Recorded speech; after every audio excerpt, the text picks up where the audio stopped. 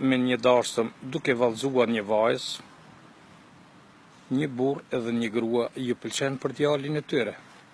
Dhe kështu që ata dojnë të interesohen për këtë vajzë, kush o prindi i saj, edhe ka prind, ka non, që për t'ja quar mësitin apo shkusin, si thojmë na.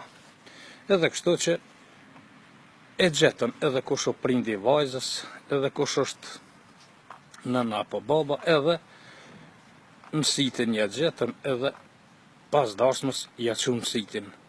Mirë po, kur ja qunë mësitin vajzës, po bisedojnë me babën e vajzës, edhe kështu që ju pëlqen biseda si miq, edhe pranojnë që ta fejojnë vajzën me djalin e vetë që e kishte ai në Gjermani. Edhe kështu i fejuan dy të rit, edhe djalit po i tregojnë në Gjermani, o djali jem, të kina fejue. Kështu gradualisht, pas 2-3 mujve, dojnë ta çojnë edhe vajzën apo gruën e djalit në Gjermani.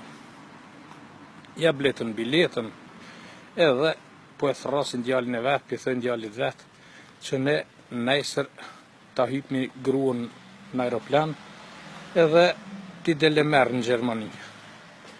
Atëherë djali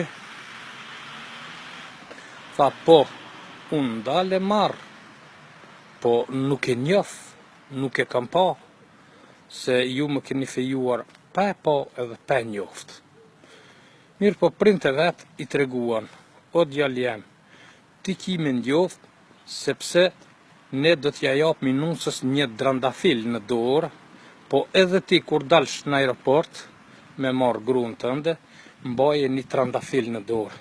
Edhe kështu që mbas drandafilit do të njoftoni.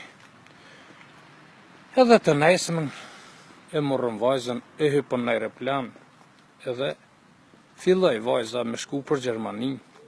Djali doli me një shok të veti në aeroport me pritën gruën kur pi vjen, apo të fejuarën e vetë. Edhe kështu që kur mrini aeroplani në Gjermani, atëherë djali po e prit kush po zbret nga aeroplani, kush po i lajmërohet këtij. Njerëzit fillun me dal nga aeroporti, edhe e fejumi atij po vjen nga dal me një drandafil në dorë. Edhe ky djali po e shef të fejumën e vet nga lartësia. Edhe kur e pa nga lartësia, nuk po i pëlqen vajza.